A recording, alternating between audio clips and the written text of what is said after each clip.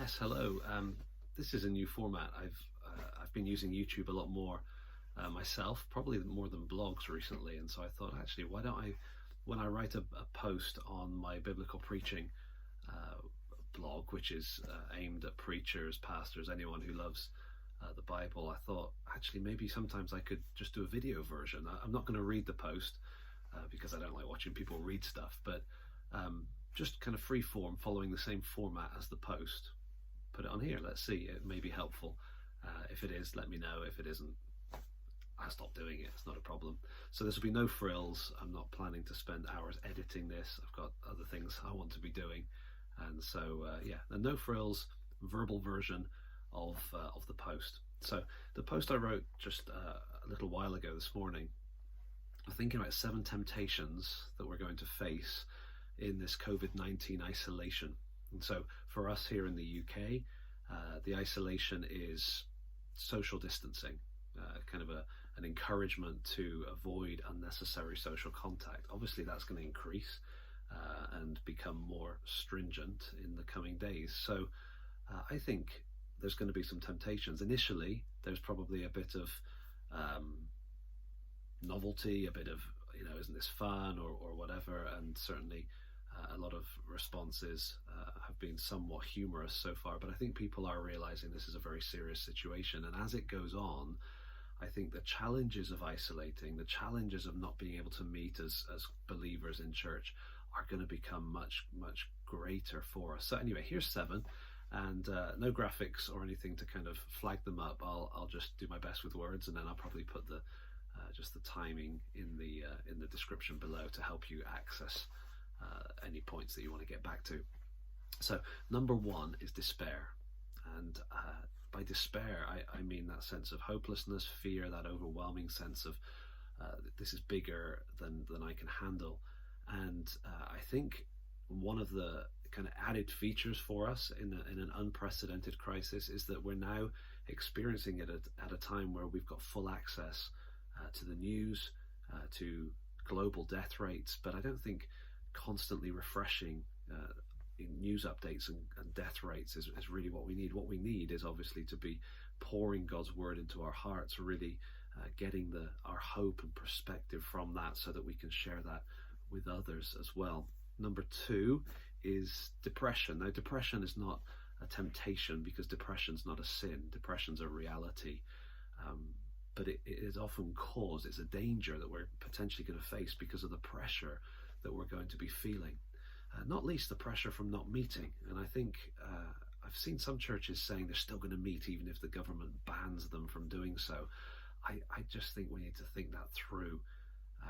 This isn't a conspiracy by the government to stop Christians meeting. This is the loving thing, and I think the reputation of the gospel is not going to be good if people see us as the problem because we're the ones sharing the virus. So please think that through. But we are designed for social interaction. We're designed for connection with one another, and as Christians that's so important to us as well, and we're not going to have that in the same way. And so the pressures, the lack of connection, all of that is going to certainly lead or increase the rate of pressure and depression. And so let's be alert to that, and let's recognize it's not wrong to be struggling, it's not wrong to be depressed, but we've got to be going to God for the help that we need, but also going to others. None of us are designed to carry this alone. Number 3, blame. Blame is a natural human response ever since Genesis 3, and I've seen a lot of it already, but right now that's not what we need. We don't need to be riding this politically on social media or in conversation or whatever. Let's be offering what's needed. Let's be uniting and a force for good rather than kind of taking pot shots at whichever prime minister, party or president we feel aggrieved by. Remember, Churchill was not popular at the start of the war or when he was first elected, but by the end, with hindsight, the country was much more united and he's being treated as a hero. And I think we need to be careful not to or not really to be political at all, to be honest, at this point. Number 4 is distraction. And it's kind of a weird thing, because when a situation like this happens, when there's a crisis, it has a a sort of a shaking effect, and things that maybe a month ago were a distraction, could be hobbies, could be interests, could be actual sin, temptation stuff, whatever. Suddenly you kind of feel freed of that, and it's also almost like a relief for some people to go, yeah, actually that's not important. But that doesn't mean it's gone forever. And so fast forward a few days, a few weeks, a few months, we will be feeling the temptation to be distracted, or in an unhealthy way, or the temptation to numb the pressure, the pain, the difficulty that we're under. And so it could be something as neutral as hobbies and interests, but it could also be a little bit more sinister in terms of alcohol abuse, that sort of thing, or temptations to sin, just to kind of escape from what we're feeling. So let's recognize that that's coming back, and work out the difference between genuine helpful rest and being refreshed, and those things that maybe are just an escape, which is not healthy. We need to be, again, go to God, go to others, rather than kind of going to something that we can idolize as an escape mechanism. That's number 4, distraction. Number 5 is compromise. And the old illustration about a toothpaste tube, you don't know what's inside a toothpaste tube until you squeeze it, but under pressure, what's inside comes out. The same is true for us.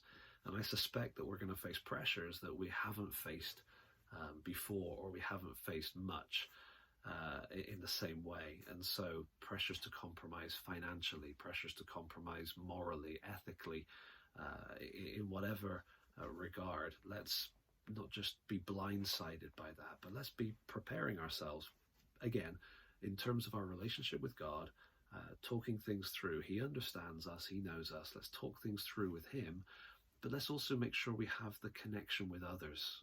We cannot carry anything really alone, and we certainly cannot carry church leadership and responsibility alone. So we need to have those relationships, maybe with people in your church ideally, but also with other people in ministry, to be able to be open and transparent and vulnerable with them.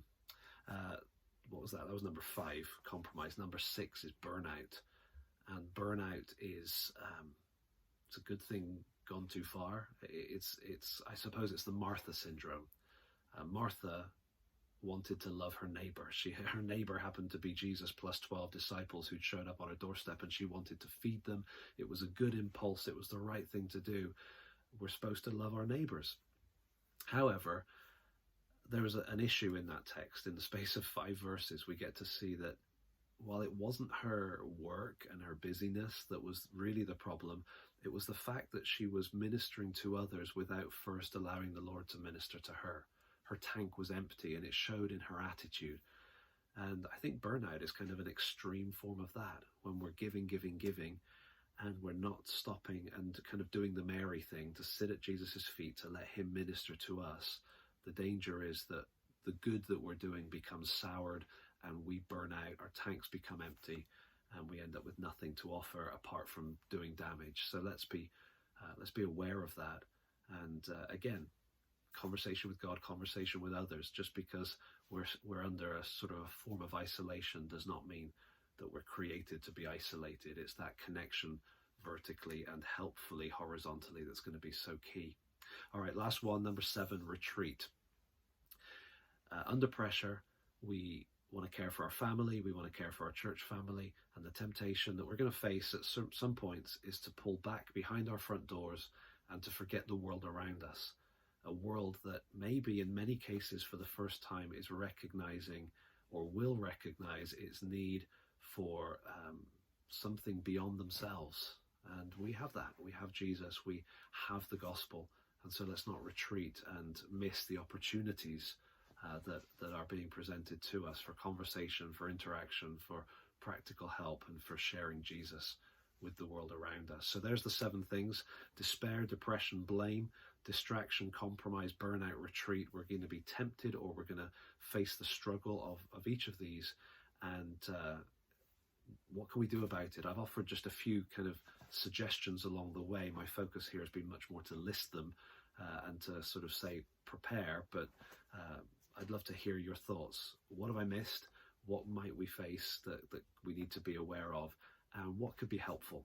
Any comments on here or on the website, biblicalpreaching.net, is really appreciated. And I will put the link for the blog post on here. And of course, if this is helpful, please pass it on to others. Thank you.